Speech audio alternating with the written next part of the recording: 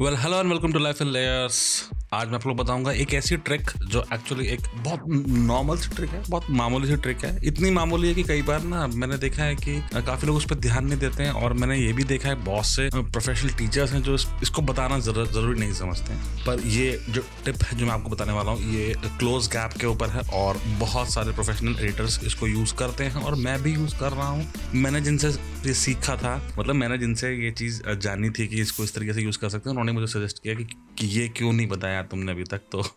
तो मैंने सोचा चलो बताता हूँ। और एक्चुअली जिससे मैंने सीखा था वो मेरे से ही उम्र में काफ़ी कम है तो मैं सोचा चलो आपको बताता हूँ। थैंक यू डेव, मुझे ये बताने के लिए, रिमाइंड कराने के लिए कि ये ट्रिक मुझे बतानी चाहिए। चलिए स्टार्ट करते हैं। क्लोज गैप को एक प्रोफेशनल एडिटर किस तरीके से यूज़ करता है अपनी टाइमलाइन के ऊपर, और क्या क्या फ़ायदे आप क्लोज गैप से और उठा सकते हो। ठीक है, शायद आप लोगों को पता भी होगा, पर फिर भी जिन लोगों को नहीं पता उन लोगों को बता देता हूँ। चलिए स्टार्ट करते हैं फटाफट, बहुत जल्दी से। तो देखिए, जब आपको कुछ क्लिप्स मिलते हैं एडिट करने के लिए और आपके पास डेलीज आते हैं या फिर कुछ शॉर्ट्स और सीन्स आते हैं जिनके लिए आप प्रिपेयर करते हो स्टार्टिंग में अपनी टाइमलाइन, तो फॉर एग्जांपल मैंने ये कुछ शॉर्ट्स लिए हुए हैं। शॉर्ट क्या मतलब, कुछ स्टॉक फुटेजेस हैं और मैं इनमें से ऑडियो निकाल देता हूँ वरना फालतू परेशान हो गए। इसमें देखिए, नॉर्मली जैसे हम लोग, मैंने ये चीज़ लिया और मैंने इसको यहाँ रखा और हम लोग क्या करते हैं, स्टार्ट करते हैं ट्रिमिंग। मुझे लगा स्टार्टिंग का शॉट मुझे यहाँ से नहीं लेना, मैं ट्रिम कर दूंगा। मैं इसको यहाँ से ट्रिम करूँगा, फिर मैं आगे जाऊँगा। देखिए, एक मैं अपना जो फिंगर है वो मैं अपने एरो की के ऊपर रखता हूँ, जिससे कि मेरी ट्रैक टारगेटिंग की वजह से मैं क्लिप के एंड में या स्टार्टिंग में जंप कर सकूँ। ठीक है, यहाँ पर आया, फिर मुझे लगा कि चलो यार इसमें ये वाला शॉट में ट्रिम करना है। यहाँ आया, इसमें ट्रिम करना है, ये ट्रिम करना है। नॉर्मली लोग क्या करते हैं, साथ के साथ ना इसका ये जो गैप होता है इसको शिफ्ट डिलीट करते रहते हैं। ये देखिए ना, इसको करने की ज़रूरत नहीं है। आप पहले अपना पूरा का पूरा जितना भी सब कुछ है वो आप ट्रिम करो। मान लो ये क्लिप है, मैंने इसको यहाँ से ट्रिम करी, यहाँ से ट्रिम करी, फिर मैंने इसको ट्रिम किया, इसको ट्रिम किया। आपके बहुत सारे गैप्स यहाँ पर आ गए। ठीक है, पता ही होगा वैसे तो आप लोगों को, पर फिर भी मुझे लगता है कुछ चीज़ें हैं अभी भी जिसमें नहीं पता होंगी आपको। ठीक है, ये गैप मैंने यहाँ पर मेरे क्रिएट हुए। या तो आप साथ साथ शिफ्ट डिलीट मारते रहोगे, गैप जाएगा, फालतू वो करने की जरूरत नहीं, क्योंकि मैं सारा एक साथ कर दूंगा। वो आपको कैसे होगा, आपका टाइमलाइन पैनल आपका सेलेक्टेड होना चाहिए। आप जाओगे सीक्वेंस के ऊपर और यहाँ पर आपको मिलता है क्लोज गैप। अब ये ध्यान दीजिए, मैंने यहाँ पर इसका शॉर्टकट रखा हुआ है कंट्रोल ऑल्ट डी। क्यों लोग कहते हैं कि भाई मेरे एडिटिंग में मेरे को 4 से 5 घंटे लग जाते हैं नॉर्मल सी वीडियो को एडिट करने में भी, पर लोगों को नहीं लगता है। वो इसलिए क्योंकि मुझको पता है कि मुझे कंट्रोल ऑल्ट डी का जो जरूरत पड़ती है, मुझे बार बार यहाँ जाने की जरूरत ना पड़े, इसलिए मैंने यहाँ पे शॉर्टकट लगाया हुआ। इसको कहते हैं स्मार्ट एडिटिंग मैं क्या करूंगा, मैं करूंगा कंट्रोल ए। जैसे मैंने कंट्रोल ए किया तो मेरी सारी क्लिप सेलेक्ट हो गई, और फिर मैंने जो शॉर्टकट रखा था कंट्रोल ऑल्ट डी, मैं वो मारूंगा तो उसने सारे के सारे जितने भी गैप थे एक साथ डिलीट कर दिए। अच्छा, इसमें एक चीज़ है, प्रीमियर इसको, इस स्टार्टिंग वाले को कभी भी एज अ गैप कंसिडर नहीं करता है। वो जब क्लिप्स के बीच में जो गैप होता है, जैसे ये जो गैप है, उसको एज अ गैप कंसिडर करेगा, इसको एज अ गैप कंसिडर नहीं करेगा। इसमें एक चीज़ और है, काफ़ी लोगों को कन्फ्यूजन ये होता है कि जैसे मैं इसको कॉपी पेस्ट करके यहाँ लेकर आता हूँ और इसको मैंने कॉपी पेस्ट करके मैं यहाँ लेकर आया, तो देखिए गैप क्या है। लोग बोलेंगे कि, लोग बोलते हैं कि ये भी गैप होता है। ये गैप नहीं है। ये गैप क्यों नहीं है, आप ध्यान रखिए। टाइमलाइन के ऊपर अगर आपका प्रोग्राम मॉनिटर कुछ भी ब्लैक दिखा रहा है, किसी क्लिप या ऑडियो या किसी भी ग्राफिक टेम्पलेट के ना होने की वजह से, ये गैप है। ऑब्वियसली ये गैप है, पर एक्चुअली टाइमलाइन के ऊपर तो कोई गैप नहीं है ना, क्योंकि आपका प्रोग्राम मॉनिटर कुछ ना कुछ दिखा रहा है। गैप क्या होगा, ये गैप होगा। क्यों? क्योंकि यहाँ पर प्रोग्राम मॉनिटर के पास, प्रीमियर के पास कुछ भी शो करने के लिए नहीं है।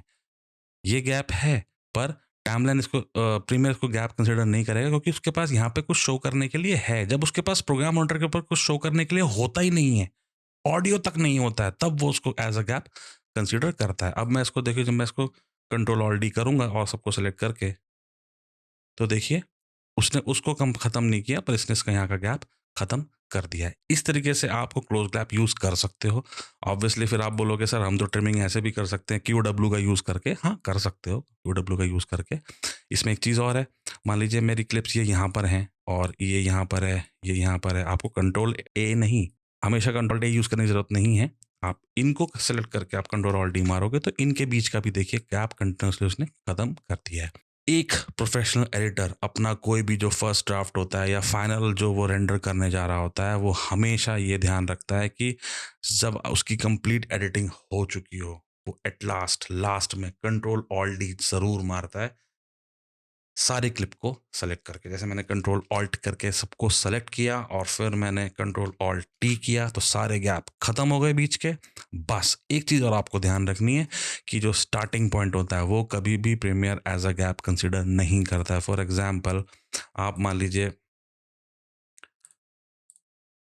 पहले फ्रेम पे हो, ठीक है, देखिए यहाँ पे मैंने एक ब्लैंक एक फ्रेम खाली छोड़ा है।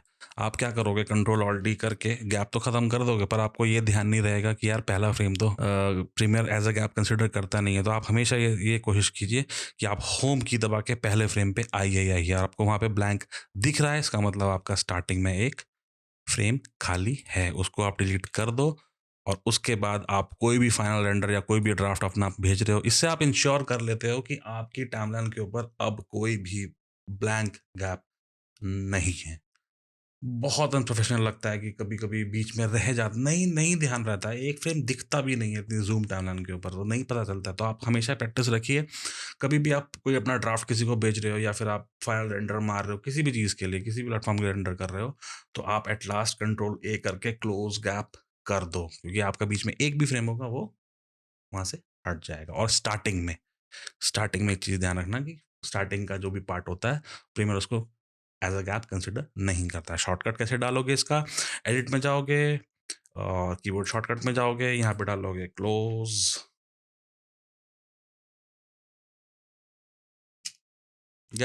गैप आया, मैंने कंट्रोल ऑल्ट डी रखा हुआ है, आपकी इच्छा, आप जो रखना चाहो वो रखो। मुझे कंट्रोल ऑल्ट डी अब मेरे दिमाग में सेट हो गया है तो मैं वो यूज़ करता हूँ।